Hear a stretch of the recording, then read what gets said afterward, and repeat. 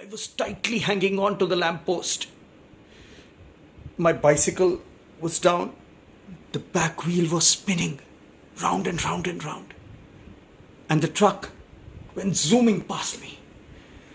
And my wife was yelling my name, Sanjeev, Sanjeev.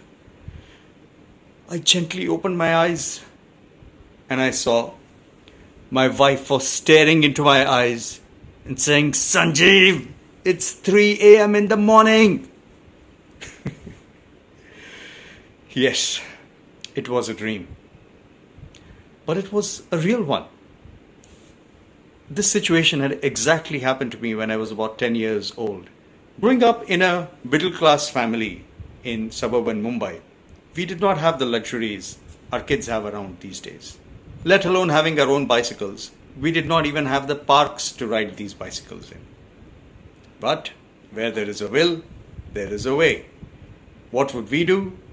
A bunch of us friends would get together and rent a bicycle. We even found a sweet deal which would let us rent the bicycle overnight for just a couple of hours worth of rent. So that's what we did. In this particular instance, 3 of us friends had rented a bicycle.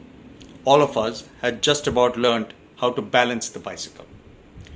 Usually, we would have some adult supervising us, and because we would be riding up and down the roads itself. In this instance, it was my father. I loved it when I could get to spend time with my father because he had a traveling job working as an accountant with the Reserve Bank of India. So whenever he was with us, I just wanted to spend as much time with him as possible. On this particular morning, freshly having learned how to balance the bicycle, when I got my turn, I started confidently pedaling the bicycle.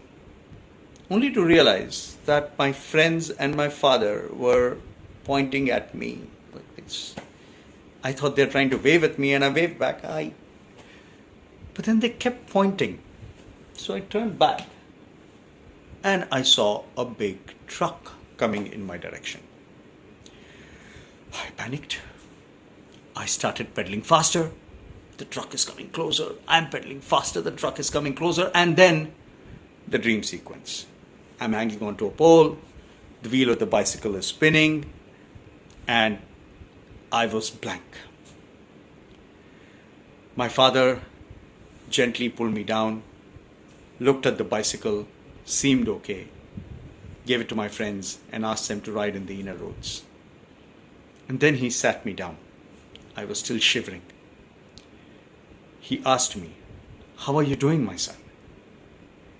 His face had concern, but his voice was so calm. That helped me relax as well. And I just mustered enough to say, "I'm fine, Dad." What he told me later is still fresh in my memory. He said, "Son, problems are like this truck. There'll be many such trucks that are coming towards you at all points in time.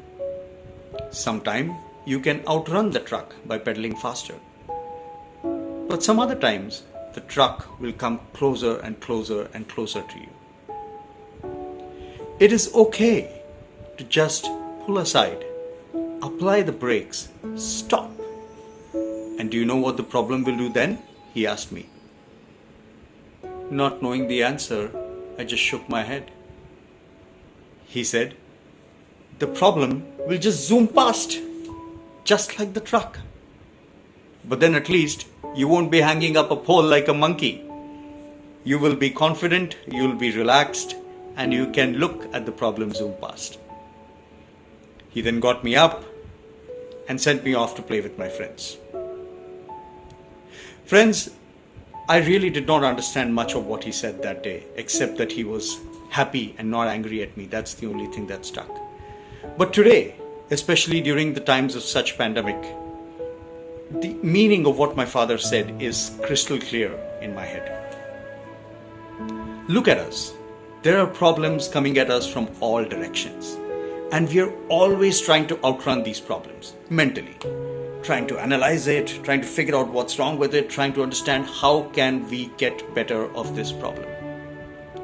But sometimes it is okay just to step aside, apply brakes to our thoughts, and just look at the problem in the eye. And you know what the problem will do? Just zoom past. Thank you, Dad, for giving me such a wonderful lesson. Thank you.